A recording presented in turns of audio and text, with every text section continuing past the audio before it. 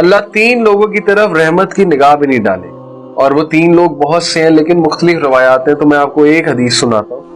وہ 3 بدقسمت کون ہے جن کی طرف اللہ نظر بھی نہیں ڈالے گا, یعنی دیکھے گا بھی نہیں, رحمت کی نگاہ بھی نہیں ڈالے گا, اور یہ بہت بڑی محرومی ہے اس کے.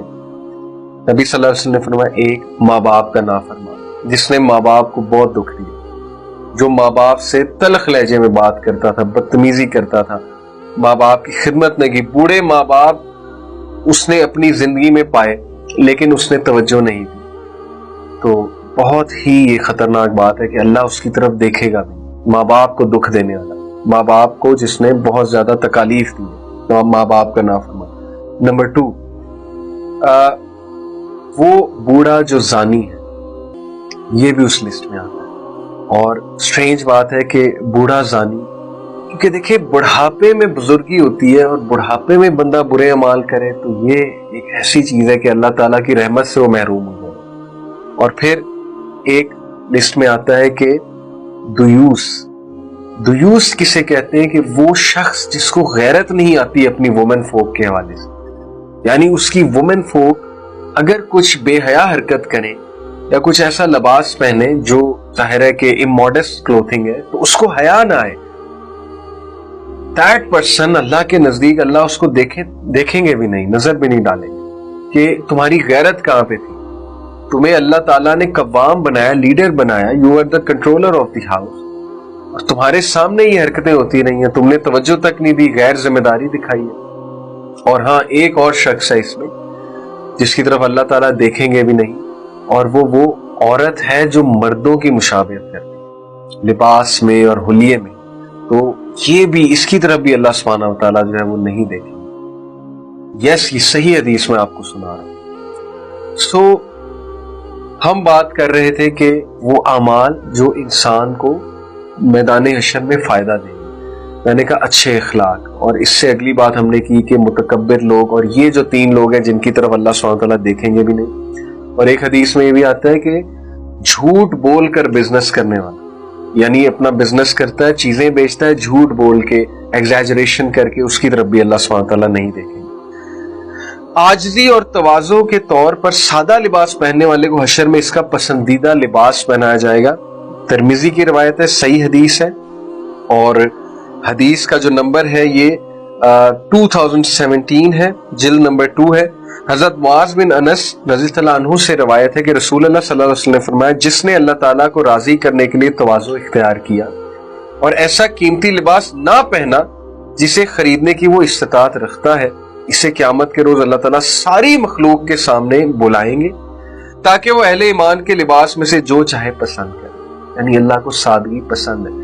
تو آج کے دور میں جو فینسی کلوتھنگ ہے, برانڈز کی سپر ڈوپر فینسی کلوتھنگ ہم پسند کرتے ہیں, اللہ کے نبی صلی اللہ علیہ وسلم نے اور اللہ نے سادہ لباس پسند کیا. Yes, you can buy very good cloth, لیکن it should be decent. Fancy clothing جو ہے وہ پرسنلی میں بھی خیر اتنا لائک نہیں کرتا, اور اس سے اجتناب ہی کرنا چاہیے according in light of this حدیث.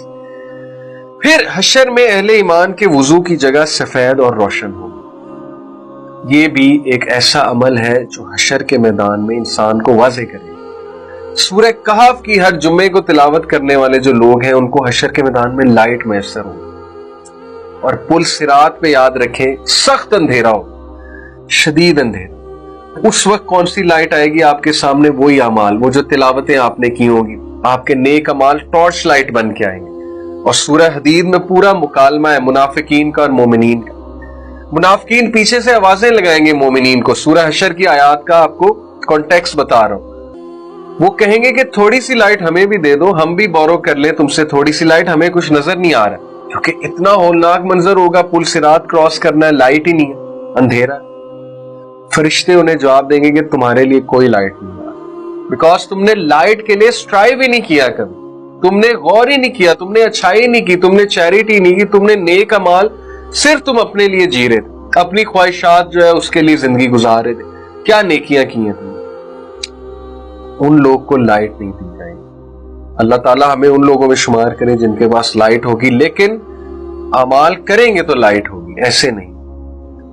سو وضو کی جگہ سفید اور روشن ہوگی. حضرت ابو رضی اللہ عنہ کہتے ہیں, صحیح بخاری کی حدیث ہے, نبی اکرم صلی اللہ علیہ وسلم کو فرماتے سنا ہے کہ میری امت کے لوگ قیامت کے روز وضو کے نشانوں سے بلائے جائیں گے. وضو کی جگہ سے ان کی پیشانیاں, ہاتھ اور پاؤں سفید ہوں گے. تم میں سے جو شخص سفیدی بڑھانا چاہے بڑھا لے, یعنی وضو میں. تو قیامت والے دن لوگ ظاہر نبی اکرم صلی اللہ علیہ وسلم بھی مومنین کو کیسے پہچانیں گے کہ ان کے وضو کے جو اعضاء ہیں وہ چمک رہے ہوں. تو اس لیے اگر آپ چاہتے ہیں کہ نبی اکرم صلی اللہ علیہ وسلم آپ کو پہچانے قیامت والے دن, اس دن, تو ایک تو وضو میں رہا کریں, دوسرا ہے کہ نماز کبھی نہ چھوڑیں, وضو کیا کریں.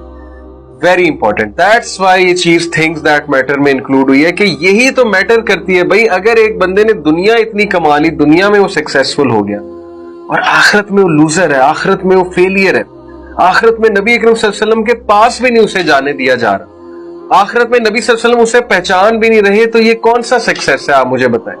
چاہے آپ نے پی ایچ ڈی کی ہے, چاہے آپ بلینئر بن گئے یہاں پہ, چاہے آپ نے ملک کے ملک فتح کر لیے, لیکن وہاں آپ کے نبی آپ کو نہیں پہچان پا رہے, وہاں آپ کو حوض کوثر نصیب نہیں ہو رہا ہے, وہاں آپ کو اللہ کے عرش کا سایہ نصیب نہیں ہو رہا ہے, تو یہ کون سی کامیابی؟ اٹ از دی الٹیمیٹ لاس. اور یہی اللہ تعالیٰ نے کہا ہے, بل تؤثرون الحیات الدنیا والآخرۃ خیر وابقیٰ. تم دنیا کی زندگی کو ترجیح دیتے ہو جو جلدی گزرنے والی ہے, والآخرۃ خیر وابقیٰ, آخرت کی زندگی جو باقی رہنے والی ہے اس کو تم نیگلیکٹ کرتے ہو, اس کو تم اگنور کرتے ہو. حدیث میں آتا ہے کہ دنیا کی زندگی کمپیئرڈ ود دی آخرہ is like a drop in the ocean. سمندر کا ایک قطرہ یہ دنیا کی زندگی, اور پورا سمندر آخرت کی زندگی. اب ایک بیوقوف انسان ہی ہوگا جو دنیا کو بہت زیادہ ترجیح دے گا, آخرت کو سائڈ پہ لگا دے. اور ہم ایسا کرتے ہیں.